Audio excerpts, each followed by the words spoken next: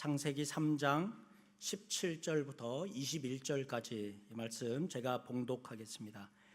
아담에게 이르시되 내가 내 아내의 말을 듣고 내가 내게 먹지 말라 한 나무의 열매를 먹었은즉 땅은 너로 말미암아 저주를 받고 너는 내 평생에 수고하여야 그 소산을 먹으리라.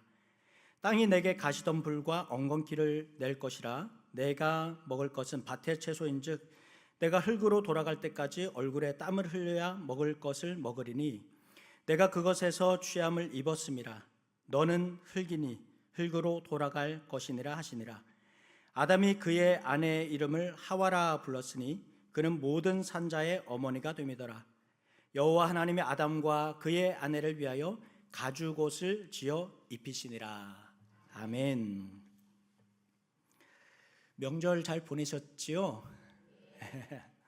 살이 조금 오른 것 같아요, 다들. 저도 그냥 계속 먹기만 해가지고 오랜만에 또 처갓집 갔더니 저희 장모님이 요리를 굉장히 잘하시거든요. 질투하시네. 그래서 그냥 계속 먹기만 해서 그래서 배도 뽀록 나오고 그랬습니다. 하나님께서 사람을 만드신 것, 이것이 오늘 창세기에 나오는 이 말씀인데요. 성경의 여러 이야기 중에서 아마 단연 정말 최고의 말씀 아니면 하나의 말씀 꼽으라고 한다면 이 말씀 아마 독보적일 겁니다. 그래서 창세기 1, 2, 3장 창조 이야기 볼 때마다 새롭고 또 이 이야기 하나하나 묵상할 때마다 그렇게 은혜로울 수가 없습니다. 그런데 여러분, 창세기의 이 창조 이야기는 우주의 발생 또 우주의 기원, 생명의 기원을 과학적으로 밝혀내려고 쓴 것이 아니지요. 하나님과 그의 백성들, 하나님과 내가 어떻게 해서 관계를 맺게 되었는지, 어떻게 하나님과 우리의 관계가 시작되었는지 보여주기 위한 고백적인 서사가 바로 창세기 1, 2, 3장입니다. 사실 창조 기사라고 하는 것은 성경에만 있는 것은 아닙니다. 바벨론에도 창조 설화가 있었습니다. 바벨론의 고대 신인 마르둑, 적수인 마르티스를 무찌르고 나서 그 시체를 가지고 세상을 만들었다, 설화에는 그렇게 나옵니다. 그리고 그의 부하 신하들에게 각자의 역할들을 맡기죠. 부하 신들에게 너는 이거 해라, 너는 저거 해라. 그래서 최고의 신이 그 부하 신들에게 많은 일들을 이렇게 맡겼습니다. 그러던 어느 날 부하 신들이 마르둑에게 와서 불평합니다. 당신은 저희에게 온 세상을 다스리라고 여러 가지 일을 맡겼는데 정작 저희들은 너무 바쁩니다. 우리 집 청소는 누가 해주며 허드렛 일, 우리가 해야 될 일들, 우리 도와줄 것들은 당신이 아무것도 주시지 않으시고 우리에게 일만 맡기셨습니다. 이 부하 신들이 그렇게 얘기하는 것이죠. 고민 끝에 마르둑이 대안을 제시합니다. 물과 피를 취해서 꼭두각시를 만들고 그리고 그것을 인간이라고 부르겠다. 그리고 그 인간으로 하여금 니네들 집도 청소하고 허드렛 일도 시키도록 그렇게 내가 명령하겠다. 마르둑의 명령이죠. 바벨론 신화에서 인간은 신을 위한 꼭두각시였습니다. 허드렛 일을 하는 존재였습니다. 문제는 이게 단순한 신화에만 그치지 않았다라는 것입니다. 당시만 해도 왕을 신격화하지 않았습니까? 그래서 왕의 절대 권력을 뒷받침하기 위해서 이 설화를 퍼뜨리고 이 설화를 믿도록 하는 것이죠.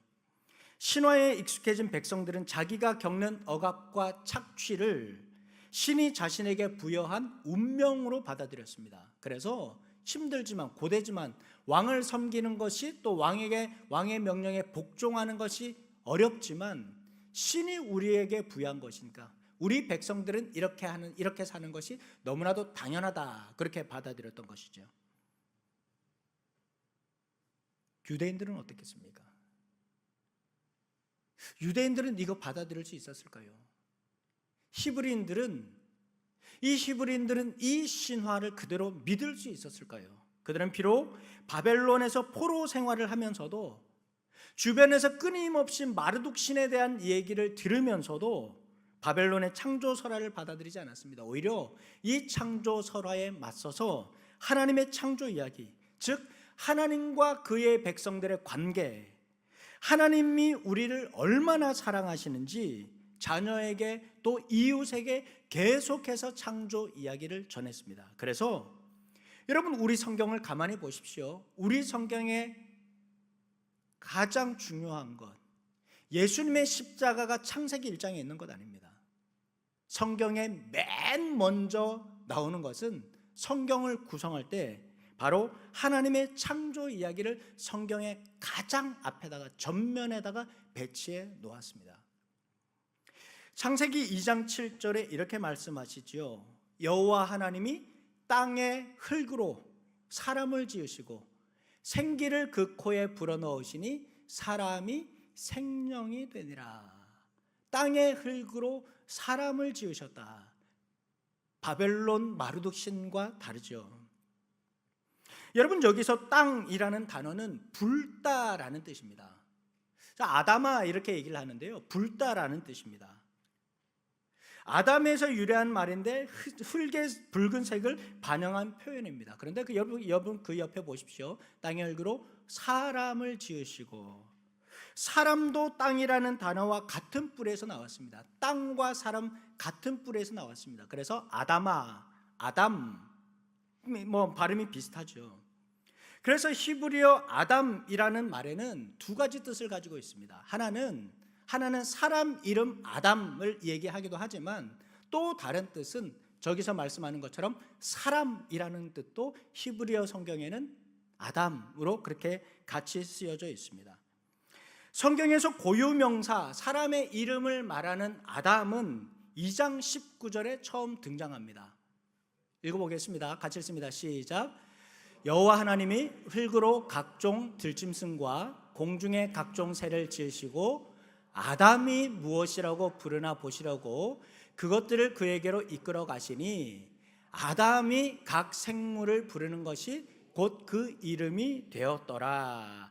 여기서 아담, 이거 사람 이름이죠. 그런데 히브리어 성경에서는 그 아래에 있는 1장부터 이미 아담이라는 단어가 나온다는 거예요. 우리 성경에는 2장 19절부터 나오지만 히브리어 성경에는 1장 27절부터 아담이라는 말이 나옵니다. 같이 읽습니다. 시작. 하나님이 자기 형상 곧 하나님의 형상대로 사람을 창조하시되 남자와 여자를 창조하시고. 아담이라는 이름은 2장에서 나오지만 사람을 뜻하는 아담은 1장에서부터 나옵니다. 땅과 흙, 또 사람과 아담, 네 개의 단어가 모두 같은 뿌리에서 나왔다는 말입니다. 주일 아침부터 그냥 헷갈리게, 그렇죠? 근데 여러분, 이 말들을 이렇게 쭉 정리해 보면 그런 것이죠. 사람은 흙에서 나와서 땅을 경작하고 땅에서 나는 식물을 먹으며 흙으로 돌아가는 것이 하나님께서 사람에게 정하신 창조 섭리라는 것입니다. 방금 제가 우리 말로는 여러 가지 땅, 흙, 사람 각각의 단어로 이렇게 얘기했지만 히브리어 성경에서는 이게 모두 아담, 아담아로 이렇게 쓰여졌다는 것입니다. 그런가 하면 하나님께서는 사람의 코에다가 생기를 불어넣으셔서 사람이 생명이 되었죠. 여러분, 생명이라는 단어 사람에게만 쓰인 것이 아닙니다. 다섯째 날 창조하셨던 새, 그 다음 물고기, 또 여섯째 날 창조하신 땅의 짐승들 모두가 다 생명, 히브리어로는 네페시라고 얘기하는데 모두 다 네페시, 똑같은 단어입니다. 세번역 성경에서 이렇게 얘기합니다. 가운데 걸 보겠습니다. 가운데 거 시작. 그의 코에 생명의 기운을 불어넣으시니 그 사람이 생명체가 되었다. 공동번역 읽어보겠습니다. 코에 입김을 불어넣으시니 사람이 되어 숨을 쉬었다. 여러분, 우리는 영적인 거 좋아하잖아요. 생명, 이 말에 굉장히 은혜를 많이 받잖아요. 사람이 이렇게 영적인 존재가 되었다. 히브리어 성경은 생명을 네페시라고 얘기했습니다. 물고기도 네페시, 동물도 네페시, 새들도 네페시. 생명이라는 단어가 세번역에서는 생명체, 공동번역에서는 사람이 숨을 쉬는 존재가 되었다. 똑같은 말이라는 것이죠.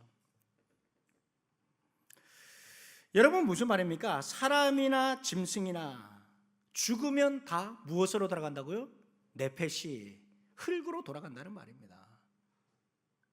똑같이 흙으로 돌아간다는 말입니다. 흙으로 돌아가는 육체를 가졌다는 말입니다. 우리 교회는 장례가 그렇게 많은 편은 아니지만 제가 다른 교회에 있을 때는 진짜 장례 중에 장례가 나는 일이 정말 비일비재합니다. 장례식을 집례하면서 물끄러미 이렇게 화장장을 보면 정말 일상의 그 복잡하고 어려웠던 것들, 마음속에 여러 가지 고민했던 것들, 이런 것들이 그냥 하나로 쫙 정리가 됩니다. 결국 이렇게 가는구나. 결국 사람은 이렇게 가는구나. 역사를 호령하고 제국을 거느렸던 권력자도, 기업과 돈을 가지고 있는 그러한 재벌들도 피해갈 수 없는 인생의 마지막 길이 있습니다. 제각각 지위와 배경은 다르지만 이 세상에 있는 모든 사람들은 어느 누구 하나 예외 없이 다 이 길을 걸을 수밖에 없습니다. 흙에서 와서 흙으로 돌아간다라고 말하지 않습니까? 한평생 호의호식하며 천하를 누려도 모든 인생의 끝이 다르지 않은 것을 보면 여러분, 우리가 이렇게 아등바등 살아가는 것 정말 허무하게 느껴질 때가 많이 있습니다. 나는 누구이며 어디에서 왔는지, 자신의 정체성 모르고 너무나도 바쁘고 또 때로는 뭔가 잘 되는 일이 있으면 어깨가 으쓱하면서 그렇게 살아가죠. 여러분, 이것이 인간 아담으로부터 시작된 인류의 착각과 교만에서 시작되었습니다. 사람, 후 불면 사라질 먼지와 흙과 같은 존재입니다. 아담아, 아담아. 한낱 흙먼지에 불과했던 아담이 충분하다고 할 만큼, 완벽하다고 할 만큼 너무 많은 것을 가졌습니다. 사실 하나님은 아담을 꽤 근사한 존재로 창조하셨습니다. 그런데 여러분, 아담은 어땠습니까? 하나님과 인간을 가르는 경계, 너는 하나님께 절대 의존하는 존재로 지음받았다라는 사실, 자신의 근본을 잃어버리지 않았습니까? 뱀이 유혹하면서 그것을 먹는 날에는 눈이 밝아져서 하나님처럼 될 것이다. 무슨 말일까요? 더 이상 하나님이 필요 없다는 말입니다. 내가 하나님처럼 될 수 있는데 하나님이 왜 필요하겠습니까? 인간이 하나님 없이 살 수 있을까요? 여러분, 인간은 하나님께 절대 의존적인 존재로 그렇게 지어졌습니다. 단 한순간도 하나님이 불어넣으시는 생명의 자원 없이는 살아갈 수 없는 존재입니다. 한 번의 예배와 은혜가 아니라 하나님께서 지속적으로 날마다 시시때때로 생명과 은혜를 부어주셔야지 살 수 있는 것이 인간입니다. 그런데 여러분, 우리 지난 한 주간 어땠습니까? 하나님이 없어도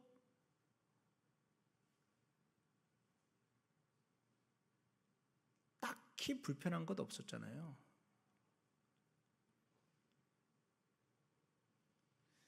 지난 주일에 주님 한번 불러보고 오늘 와서 또 한번 주님, 일주일 만에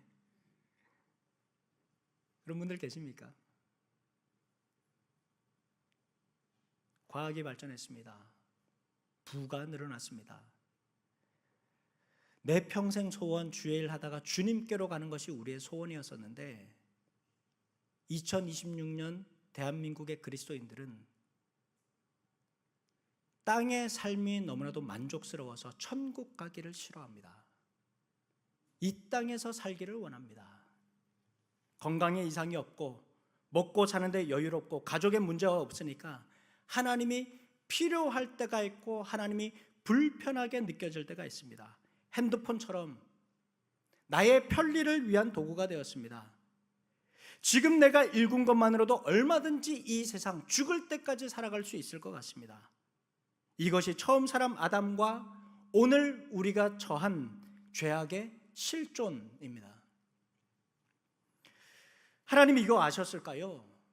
창세기 1장에 하나님 창조 기사를 가만히 보면 흥미로운 사실이 있죠.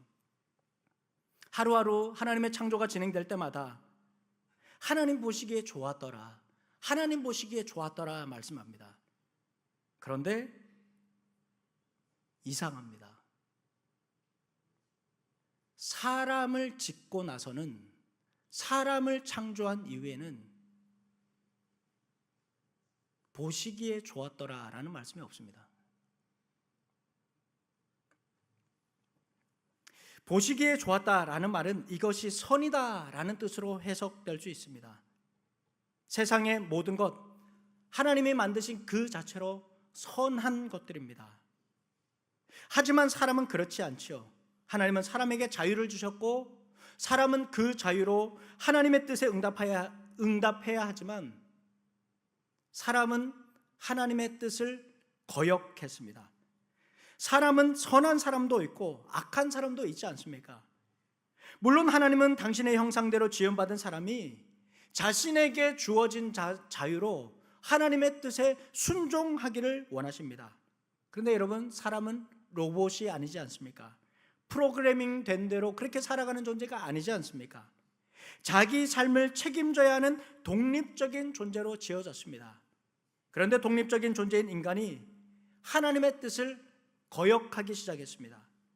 본래 사람은 하나님의 창조하신 이 목적대로 살지 않으면 사는 게 사는 것이 아닌 존재입니다.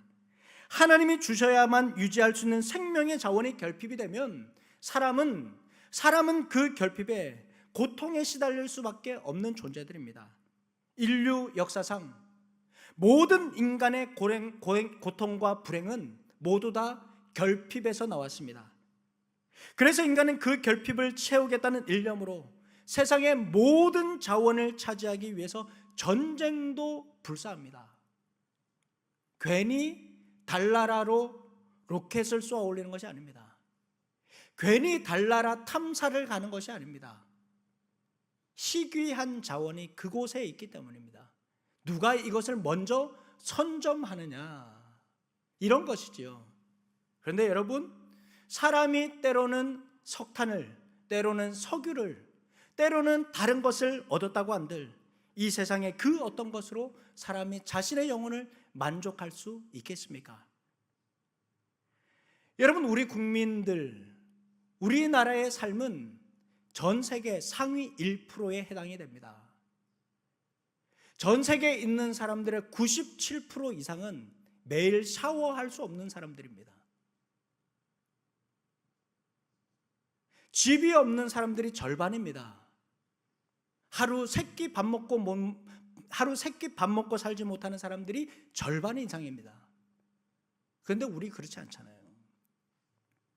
본문 19절에서 하나님이 아담에게 말씀하십니다. 너는 흙이니 흙으로 돌아갈지니라. 여러분, 이 말씀이 인간을 이해하는 데 있어서 가장 중요한 척도입니다. 머지않아 저도, 그리고 여러분도 흙으로 돌아가야 할 존재이기 때문입니다. 그런데 우리는 그 사실을 잊고 살죠. 마치 내가 다이아몬드인 것처럼 착각할 때가 많습니다. 영원할 것 같습니다. 죽지 않을 것 같습니다. 이 생명이 계속될 것 같습니다. 결국 인생은 흙에서 왔고 인생의 종착역 또한 먼지처럼 흩날려서 사라질 것을 기억하며 사시기 바랍니다. 그러면 인생이 이렇게 허무하다고 해서 염세적이고 비관적이기만 할까요? 하나님은 새와 물고기, 들짐승들, 다른 피조물들과 달리 사람에게는 친히 생명의 숨을 불어넣는 인격적인 교감을 하셨다, 그렇게 말씀하죠. 하나님이 자기 형상, 곧 하나님의 형상대로 사람을 창조하셨다라는 이 말씀과도 부합할 겁니다. 하나님이 사람을 당신의 형상대로 창조하셨다는 말씀은 동물처럼, 이 세상에 있는 동물처럼 생명만 부지하며 사는 것이 아니라 하나님과 인격적인 교제를 할 수 있게 하셨다는 말입니다. 생각과 마음, 감정을 하나님과 교감할 수 있도록 그렇게 지음받았다라는 사실이죠. 사실 이 말은 우리에게 아주 익숙하지만 영계와 물질계를 창조하신 하나님 앞에서는 참 불경할 표현일 수 있습니다. 하나님, 사람이 아니지 않습니까? 사람을 하나님 형상대로 지음받았다. 하나님의 형상이 있습니까? 형상 없잖아요. 우리를 하나님의 자녀로 삼으셨다. 영이신 하나님이 자녀가 있겠습니까? 사람의 코에 숨을 불어넣으셨다. 형상이 없는데 어떻게 숨을 불어넣겠습니까? 내가 너를 낳았다. 여러분 다 똑같은 표현들이죠. 우리처럼 몸과 피를 가진 사람에게나 해당되는 말이지 형체 없는 분, 감정과 관계에 매이지 않는 분에게는 상관없는 표현들입니다. 그럼에도 불구하고 성경은 사람은 하나님의 형상대로 지음받았다 선언하고 있습니다. 하나님께 귀를 기울이고 응답할 수 있는 존재라는 말입니다. 게다가 이것은 하나님과 관계하는 것처럼 다른 사람과도 관계하고 사랑하며 살아가라는 명령이기도 합니다. 이것이 아니라면 하나님은 아담과 하나님과만 관계하니까 하와를 짓지 않으셨겠죠. 하와를 지으신 이유는 하나님과 관계하는 것처럼 사람과도 사랑하며 관계하며 살라는 것입니다. 하나님이 바벨론의 신 마르둑이 아닌 것은 사람을 꼭두가시로 만들지 않았다는 것입니다. 허드렛 일을 하는 하찮은 존재로 창조하지 않으셨다는 사실입니다. 그래서 피조물인 사람이 하나님을 인간의 언어로, 방금 말씀드린 것처럼 이런 인간의 언어로 표현해도 용납해 주시고 높고 낮음 없이 신과 인간이 아닌 부모와 자녀처럼, 또 우리 찬양할 때처럼 친구처럼 그렇게 친밀한 관계로 이끌어 주십니다. 따라서 세상의 모든 것이 하나님의 숨결에서 나왔지만 하나님의 말씀에 응답해야 될 존재는 사람밖에 없습니다. 바로 우리밖에 없다는 사실입니다. 흙에서 나왔지만 사람은 단순한 흙이 아닙니다. 흙으로 사라질 존재이지만 하나님은 그런 우리에게 가죽옷을 지어 입히셨습니다. 아들 하나님이 생명을 들여서 구원하시고 하나님의 자녀가 되게 하셨습니다. 여러분, 창조의 궁극적인 목적, 창조의 가장 마지막에 창조하신 것이 무엇입니까? 바로 사람입니다. 어거스틴이 고백록에서 말하지 않았습니까? 내가 주님 안에서 안식을 발견하기 전까지는, 주님 안에서 안식을 발견하기 전까지는 나에게 참 평안이 없었다. 여러분, 이 세상의 모든 철학자들, 모든 종교들 인생의 궁극적인 물음 찾지 못했습니다. 그래서 허무하게 돌아간다 이렇게 얘기했습니다. 아니면 어떤 이들은 다시 태어난다라고도 얘기했습니다. 그러나 여러분, 사람 한낱 미물에 불과한 존재이지만 동시에 가장 존귀한 그런 존재입니다. 방금 우리 찬양했지요? 스바냐 3장 17절 세 번역으로 우리 같이 읽겠습니다. 주 너의 하나님이 너와 함께 계신다. 구원을 베푸실 전능하신 하나님이시다. 너를 보고서 기뻐하고 반기시고 너를 사랑으로 새롭게 해주시고 너를 보고서 노래하며 기뻐하실 것이다. 아멘. 여러분, 이 한 절 보십시오. 하나님이 너와 함께 하신다. 하나님이 너를 위해서 구원을 베풀어 주신다. 너를 보고서 기뻐하신다, 반기신다, 사랑해 주신다, 새롭게 하신다, 노래하며 기뻐할 것. 여러분, 이 한 절 말씀에 모든 사랑의 표현들이 다 담겨 있지 않습니까? 우리를 이렇게 아끼고 소중히 여기며 사랑한다는 말씀입니다. 사람이 대단한 존재입니까? 사람이 그렇게 대단한 존재입니까? 다윗이 시편에서 고백합니다. 사람이 무엇이기에 주께서 그를 생각하시며 인자가 무엇이기에 주께서 그를 돌보시나이까. 여러분, 구약시대 인자라는 표현은 구약시대는 사람을 낮추어서 부르는 말입니다. 하나님 앞에 서 있는 인간, 흙으로 만든 인간, 안개처럼 사라질 인간, 별 볼 일 없는 인간을 하나님이 왜 이렇게 사랑해 주시나 감복한 다윗의 고백입니다. 계속해서 말하죠. 그를 하나님보다 조금 못하게 하시고 영화와 존귀로 관을 씌우셨나이다. 흙으로 지은 아담아, 사람에게 영화와 존귀의 관을 씌워주셨다고 말합니다. 하나님의 자녀로 주님과 함께하는 동역자로 세워주셨습니다. 할렐루야. 여러분 얼마나 놀랍고 감사한 표현입니까? 사랑하는 여러분, 지난 한 주간 일상에 매이고 삶의 어려움에 매몰되어서 감당하기 힘든 고통을 겪으며 탄식하지 않았습니까? 그러나 여러분, 오늘 하나님은 우리에게 분명히 말씀하십니다. 내가 남들보다 조금 뒤처져 있어도, 직장에서 이리저리 치이고 다른 사람이 나를 밟고 올라가도 세상은 결코 너를 규정할 수 없다. 너는 나의 존귀한 자녀이며 이 세상에 단 하나뿐인 보배로운 아들이다. 하나님 우리에게 이 말씀하십니다. 우리는 흙에서 와서 흙으로 돌아갈 존재이지만 불면 사라질 아담인 우리에게 하나님은 당신의 마음을 주셨습니다. 생명을 내주셨고 사랑하셨습니다. 사람이 흙으로 지어진 존재인 건 사실이지만, 흙으로 지어진 존재인 건 사실이지만 주님을 닮은 하나님의 형상이라는 것도 분명한 사실입니다. 오늘은 사순절 첫 번째 주일입니다. 우리는 흙에서 왔습니다.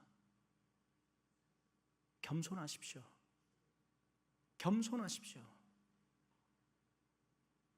하나님과 사람 앞에서 겸손하십시오. 여러분의 삶의 눈높이를 낮추시고 더 낮은 곳을 바라보십시오. 너는 흙이니 흙으로 돌아갈 것이니라. 이것이 우리의 확고부동한 정체성입니다. 그렇지만 나의 근본을 알고 나면 그 사랑의 품에 뛰어들 수밖에 없습니다. 하나님의 크신 사랑을 기억하고 그 사랑을 의지하면서 가까이 계신 분들에게 섬김과 나눔을 실천하는 사순절 되시기를 주님의 이름으로 축원합니다. 찬양하겠습니다.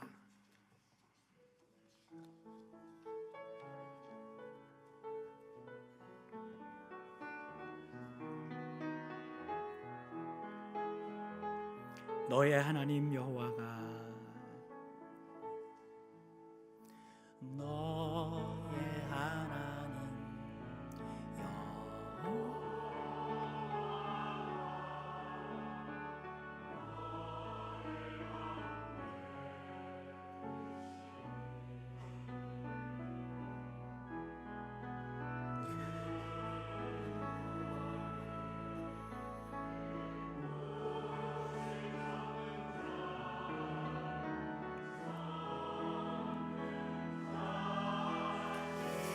다시 한번 고백합시다. 너의 하나님 여호와가, 너의 하나님 여호와가 너의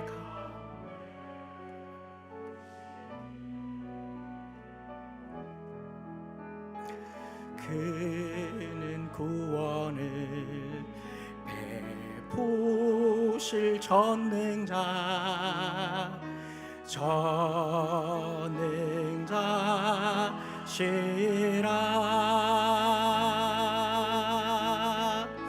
그가 너로 인하여 기쁨을 이기지 못하시며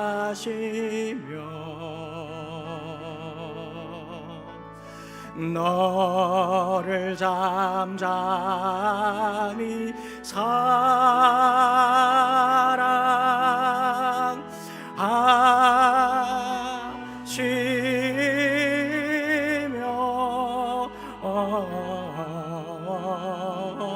즐거이 부르며 기쁘시며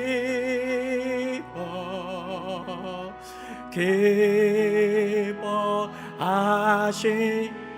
우리 가슴에 손을 얹고 너의 하나님 여호와가, 너의 하나님 여호와가 너의 가운데 계시니 그는 구원을 베푸실 전능자. 아멘. 전능자시라.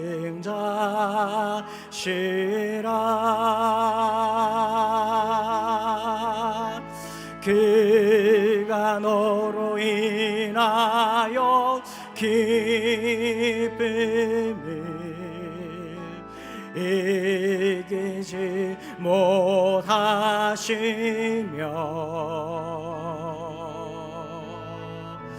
너를 잠잠히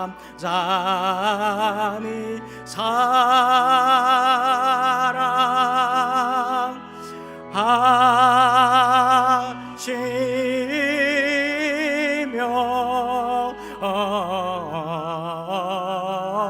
즐거이 부르며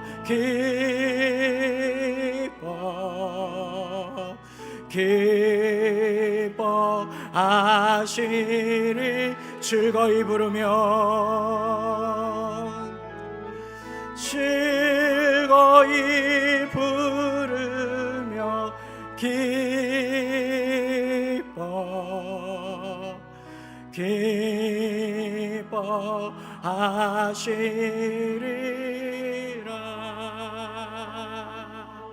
아버지 하나님, 그렇습니다. 흙에서 온 존재들입니다. 후 불면 날아갈 존재들입니다. 결국 빈손으로 떠날 터인데 하나님, 우리가 너무 많은 것을 가졌습니다.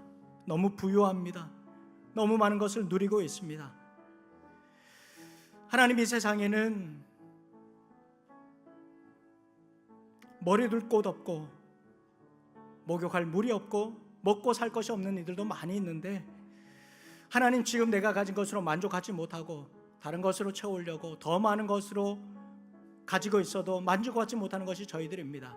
하나님 아버지, 잘되면 어깨가 올라가고 목에 힘이 들어가는 우리의 교만함들, 어느덧 하나님 없이도 살아갈 수 있을 것 같다, 영원히 살 수 있을 것 같다. 하나님, 우리가 은연중에 이런 생각하며 살지는 않습니까? 주여, 우리를 용서하여 주시고 불쌍히 여겨 주시옵소서. 아버지 하나님, 이 사순절에 너는 흙이니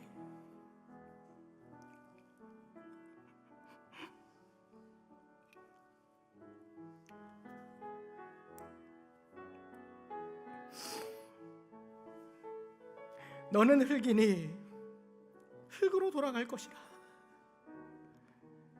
주님, 이 말씀 기억하며 살게 하여 주시옵소서. 그럼에도 불구하고 불면 날아갈 저희들을 하나님 상대해 주셨습니다. 자녀 삼아 주셨습니다. 은혜 주시고 목숨을 바쳐서 우리를 사랑해 주셨습니다. 이제 하나님 자녀 삼아 주시고 세상의 모든 것을 다스릴 수 있는 권세를 우리에게 허락해 주셨습니다. 주님, 하나님 의지하며 살아가는 저희들 되게 하여 주시옵소서. 인생의 마지막 끝을 기억하며 사는 저희들 되게 하여 주시옵소서. 하나님과 사람 앞에 겸손하게 살기를 원합니다. 하나님, 우리 주변의 이웃들과 섬기며 나누며 살기를 원합니다. 돌아보며 살기를 원합니다. 주님, 우리의 눈높이를 낮추게 하여 주시고 높아진 우리의 자리, 가장 낮은 곳에 처하신 주님을 닮아서 그곳으로 찾아갈 수 있는 저희들 되게 하여 주시옵소서. 하나님 아버지, 이번 사순절 40일 기간 동안 주님께서 이 은혜 베풀어 주시고, 하나님, 보지 못했던 것들 보게 하여 주시고 경험하지 못했던 것들 경험하게 하여 주셔서 하나님과 함께 동행하며 흙에서 온 우리가 흙으로 돌아갈 때까지 흙으로 살아가는 저희들 되게 하여 주시옵소서. 모든 것 감사드리며 예수님의 이름으로 기도하옵고, 주 예수 그리스도의 은혜와 하나님의 사랑과 성령의 교통하심이 오늘도 이 말씀을 따라서 인생의 끝을 기억하며 하나님과 더불어 살아가는 주의 백성들 위해, 그리고 지금도 전쟁과 분쟁 중에 있는 이들, 거주할 집이 없고 자연재해로 또 기아로 허덕이고 있는 이들에게, 살아가는 북한 땅 위에 이제로부터 영원히 함께 하시기를 간절히 축원하옵나이다. 아멘.